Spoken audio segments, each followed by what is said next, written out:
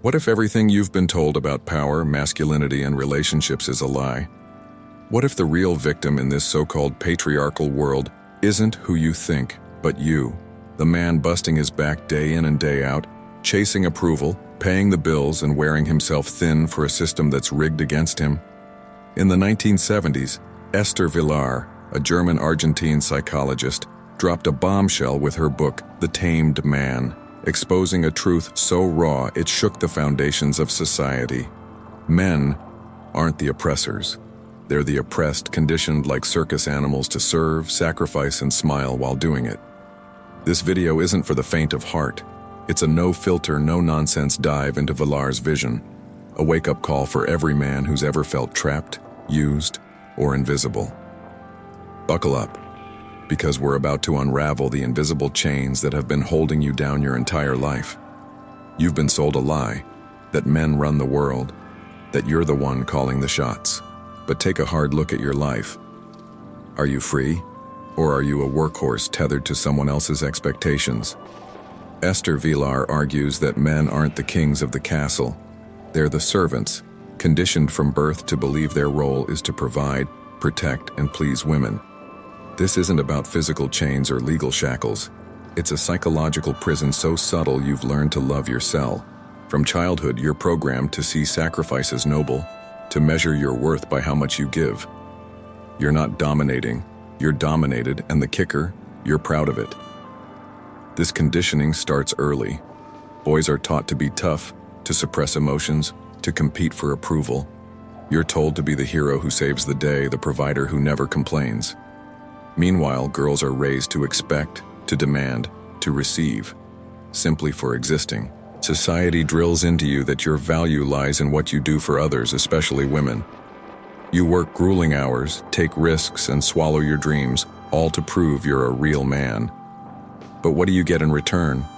A pat on the head, maybe, while the weight of the world stays on your shoulders. Vilar's insight is brutal. Men don't rule, they serve. You're not competing to win. You're competing to outserve other men, each one scrambling to be the best provider, the most loyal protector. The culture reinforces this through every channel. Movies glorify the man who sacrifices everything for a woman. Songs romanticize the guy who gives up his freedom for love. Even the language, calling you responsible or dutiful, is a trap, dressing up your servitude as virtue. You're not free to question it because questioning makes you less of a man in the eyes of the world. The real power lies with those who benefit without lifting a finger. Women, Vilar says, aren't the passive victims of a patriarchal system. They're the silent architects, pulling strings you don't even see. They don't need to demand openly. Approval or disapproval, a smile or a frown, is enough to keep you in line. You've been trained to crave their validation, to feel like a hero when you meet their needs. But at what cost? Your time, your health, your dreams, all sacrificed on an altar you didn't choose. The system isn't broken, it's built this way, and you're the one paying the price. This isn't about blame, it's about seeing the game for what it is. The first step to breaking free is recognizing you're not the master of your life. You're a cog in a machine, programmed to serve a purpose that isn't yours. The question is, how did they get you to accept this so willingly? The chains around you weren't forged in a day. They were built over a lifetime, starting the moment you were born. Vilar's thesis is clear. The real oppression of men begins in childhood, through an education system designed to turn boys into obedient providers. This isn't about school books or classrooms. It's about the unspoken lessons society drills into you, shaping you into a man who lives for others, not himself. As a boy, you were told to be strong, to never cry, to protect those around you. Every time you showed weakness, you were shamed. Every time you showed effort, you were praised. The message was clear. Your worth isn't in who you are, but in what you do, especially for women. You were raised to see yourself as a tool, a means to an end. Meanwhile, girls were taught they're special just for being. They didn't need to prove themselves. They were entitled to love, care, and resources. From the start, the scales were tipped. This programming runs deep. Fairy tales showed you princes risking their lives for princesses who did nothing but wait. TV shows and movies hammered home the image of the man who works himself to death to keep his family happy. Even your parents, unknowingly, played a role, praising you for manning up while teaching girls to expect the world. By the time you're a teenager, you're already hooked on validation, chasing the approval of women to feel like you matter. The system doesn't stop there. As an adult, every milestone, your job, your house, your car, becomes a measure of how well you serve. You don't work for yourself. You work to meet the expectations of a woman, whether it's a wife, a girlfriend, or the idealized image society planted in your head. Your success isn't yours. It's a trophy to lay at someone else's feet. And if you fail, you're not just a failure, you're less of a man. Vilar's point is devastating. This education doesn't create strong men, it creates useful ones. You're not taught to live for your own desires, but to fulfill someone else's. Women, on the other hand, are free to demand without giving back. They're the supervisors setting the rules, rewarding you with affection when you obey, punishing you with silence when you don't. You're not choosing your path. You're following a script written before you could read. The tragedy is how invisible this is. You think you're free, making your own decisions, but every choice is shaped by the need to be seen as worthy. You've been conditioned to love your role, to see sacrifice as love, to see servitude as strength. The system doesn't need to force you. It's already inside you, whispering that you're only a man if you give everything. Until you see this for what it is, you'll keep running on a treadmill, chasing a finish line that doesn't exist. Now let's talk about the battlefield where men lose the most ground: sex. Vilar doesn't mince words.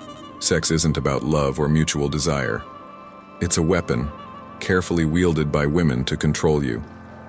Your natural drive, your hunger for intimacy, is your greatest vulnerability, and the system exploits it to keep you in line. From a young age, women learn their sexuality as power. They're taught to see their bodies as a scarce commodity, something to be rationed, not given freely. Sex becomes a transaction, a bargaining chip for obedience, protection, or resources. She decides when, how, and if you get access, and every decision comes with a price. You want intimacy? You pay with effort, loyalty, or sacrifice. It's not about her desire, it's about your compliance. Your biology makes you an easy target. Men's sexual drive is constant, urgent, a force that clouds judgment. Women, Vilar argues, don't feel this same pressure. They hold the keys, doling out access to keep you hooked. A glance, a touch, a promise of something more. It's all calculated to make you act against your own interests. You change plans, drop priorities, even compromise your principles, all for the hope of intimacy. She doesn't need to force you. Your own desire does the work. The genius of this system is how it's disguised. Sex is wrapped in the illusion of romance, making you think it's about love, not control. You feel privileged when she chooses you, blind to the fact that you're being played. Every yes comes with strings. Meet her demands, prove your worth, keep her happy. Every no is a punishment, a reminder of who's in charge. You're not a partner, you're a petitioner, always one step behind. Marriage locks this dynamic in place. Sex becomes a reward for good behavior, dangled to keep you in line. The frequency, the passion, it's all tied to how well you perform as a provider, a protector, a servant. Step out of line, and you're cut off, left to wonder what you did wrong. The message is clear: obey or pay the price, and if you push back, you're labeled selfish, insensitive, a bad husband. The trap is airtight. Vilar's insight cuts deep. Women don't need to be conscious of this power. It's baked into the culture, passed down through generations. She knows instinctively how to dress, how to smile, how to hint, just enough to keep you chasing, never enough to let you feel secure. Sex isn't a connection, it's a leash, and you've been conditioned to beg for it. The real question is, how much of your life have you spent chasing a reward that was never meant to be yours? Love. The word alone conjures images of passion, devotion, the ultimate goal of a man's life. But Vilar rips the veil off this sacred cow. Love isn't a gift or a bond, it's a trap a carefully crafted illusion that binds men to a lifetime of servitude.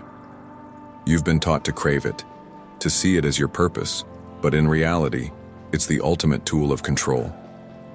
From boyhood, you're fed a fantasy. Find a woman, win her love, and you'll be complete. Every story, every song, every movie hammers this home. Love is your holy grail, the thing that makes you a man. But this obsession isn't natural, it's engineered. You're not chasing love, you're chasing validation, the feeling that you're enough.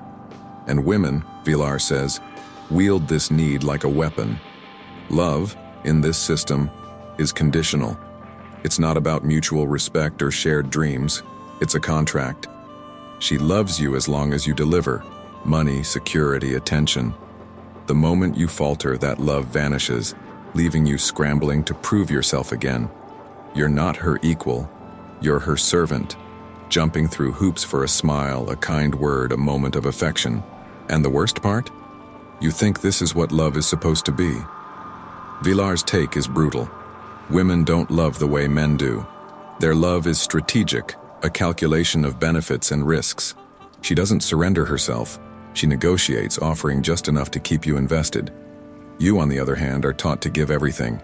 Your time, your freedom, your soul. You're told it's noble, romantic, but it's a one-way street. She demands, you deliver, and if you don't, you're not just unloved, you're unworthy. Marriage is the ultimate expression of this scam. You sign up for a lifetime of responsibility, believing it's a partnership, but it's a transaction. She gets stability, resources, status. You get the illusion of love, doled out sparingly to keep you compliant. And if you question it, you're the villain, cold, selfish, uncommitted. The system has you so twisted you feel guilty for wanting something for yourself. The real tragedy is how love justifies exploitation. Under its banner, you tolerate disrespect, swallow insults, normalize emotional neglect. You're told it's all worth it for love, but what you're really buying is your own submission. Villar's message is clear. Love, as you've been taught to see it, isn't a virtue, it's a chain. Until you break free from this illusion, you'll keep pouring your life into a promise that was never meant to be kept. If sex and love are the bait, emotional manipulation is the hook that keeps you trapped. Villar's insight is chilling. Women don't need force or authority to control men. They use your emotions, your deepest vulnerabilities, to bend you to their will. It's a silent, devastating power, and you've been conditioned to fall for it every time. The foundation of this control is a cultural lie. Women are delicate, sensitive, deserving of protection. This gives them a free pass to weaponize their emotions. When she cries, you don't question it. You assume her pain is real, and worse, that you caused it. A single tear can make you drop everything, apologize, change your behavior, all to ease her suffering. But Villar says this isn't weakness, it's strategy. Tears aren't always about hurt, they're about power. Guilt is the cornerstone. By playing the victim, she shifts the burden onto you. You're always the one who needs to fix things, even if you've done nothing wrong. You end up begging for forgiveness, compromising your needs just to restore peace. Her sadness, real or staged, becomes your responsibility, and you're too conditioned to see it as manipulation. Then there's silence, the ultimate punishment. When she withdraws, stops talking, or turns cold, it's not indifference, it's a calculated move. That absence of warmth hits you like a gut punch, triggering anxiety, making you chase her approval. You'll do anything, apologize, concede, grovel to bring her back. She doesn't need to argue, her silence forces you to surrender. Even affection is a tool. Her warmth, her kindness, comes with conditions. You get a smile when you obey, a hug when you meet her demands. Step out of line and the affection vanishes, replaced by disapproval or indifference. You're like a dog trained to perform for treats. Only the treat is her fleeting approval. Over time, you learn to associate obedience with love, rebellion with rejection. Drama is another weapon. Exaggerated arguments, public scenes, or emotional outbursts aren't loss of control, they're intimidation. You back down, not because she's right, but because you're exhausted, afraid of being labeled cruel or insensitive. She wins, not through reason, but through sheer emotional weight. Every fight ends with you giving in, not because you're wrong, but because you're worn out. The language of manipulation seals the deal. Words like selfish, immature, or heartless are thrown at you when you dare to prioritize yourself. Your autonomy is framed as a moral failing, your boundaries as cruelty. You're not just fighting her, you're fighting a narrative that paints you as the villain for wanting to be free. Villar's conclusion is stark. This manipulation works because you don't see it. You mistake her tactics for sensitivity, her control for love. You're not chained to a wall. You're trapped in a web of guilt, fear, and obligation woven so tightly you think it's normal. The truth is, you're not weak for falling for it. You're human. But staying blind to it, that's what keeps you on your knees. In the end, Villar's thesis comes to a head. The system is a machine and you're its fuel. Men pay every price, financial, emotional, physical, while women call the shots, reaping the rewards without the burden. This isn't an accident. It's a structure honed over centuries that turns you into the financier of your own oppression. Look at your life. You work long hours, take on debt, chase promotions, not for you, but for her. The house you buy, she picks it. The lifestyle you fund, she defines it. The family you support, she runs it. Every dollar you earn, every risk you take is shaped by the need to please a woman, to meet her expectations, to keep her content. And what do you get?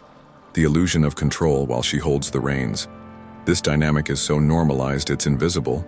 No one questions why you're expected to pay for dinner, cover the mortgage, or foot the bill for vacations. It's just what men do. But Villar calls it what it is: servitude. You're not a partner, you're a resource, pouring your life into a system that doesn't give back. She's not grateful, she's entitled, trained to see your sacrifice as her right. The law backs this up. Divorce courts often leave men with nothing.